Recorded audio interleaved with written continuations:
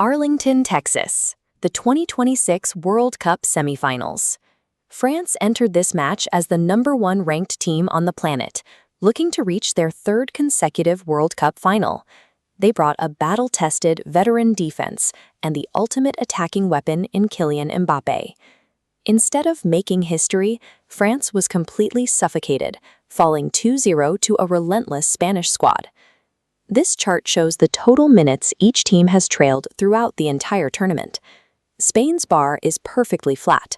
They have not spent a single second of this World Cup playing from behind. So how exactly did Spain completely dismantle the top-ranked defense in the world without ever giving up the lead? The first breakthrough in the 22nd minute came strictly from pure opportunistic pressure. A fascinating physical mismatch materialized on the flank, pitting 19-year-old Lamine Yamal against a seasoned 32-year-old veteran in Lucas Digne. Digne misjudged a header, leaving him with a poor first touch. As he tried to recover and clear the ball, he completely lost situational awareness of Yamal racing in from his blind spot, kicking the teenager in the penalty area and drawing a foul. That clumsy mistake in the box is actually part of a recurring systemic liability for the French defense.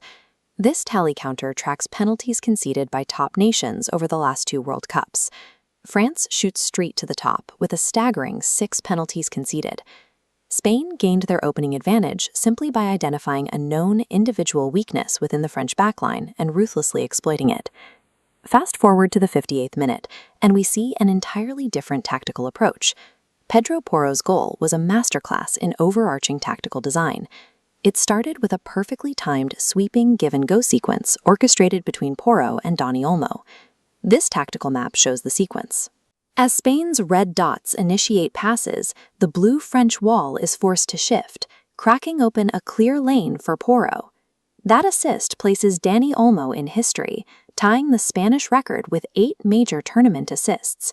The only other player to reach that mark is Spanish legend Cesc Fabregas. Dictating space with that kind of systemic possession had a massive secondary benefit. It starved the French attack. Kylian Mbappé was left entirely isolated, managing a miserable one-touch inside the opposition box for the entire first half. Spain's offensive movement acted as their best defense. By keeping France trapped in a constant scramble for possession, they severed the connection between the French backline and their world-class forwards. This 2-0 victory sends Spain to their first World Cup final since they lifted the trophy in 2010. They are now the first European team to ever win 8 consecutive major tournament knockout matches, tying Italy's legendary record of 37 consecutive games without a loss. Contrast that Spanish elation with the sheer helplessness on the other side of the pitch, particularly for manager Didier Deschamps, who watched his side crash out with barely a whimper. This graph plots expected goals, a metric showing the statistical quality of scoring chances created, faced by defensive teams in World Cup semifinals over the last 3 decades. Look at the dramatic drop at the very end, hitting a microscopic 0.3 for France. As highlighted, this is the lowest expected goals faced by any team since 1994. Spain delivered the ultimate blueprint for victory.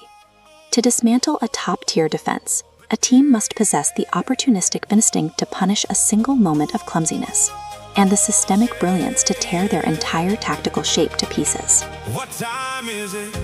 The time of call.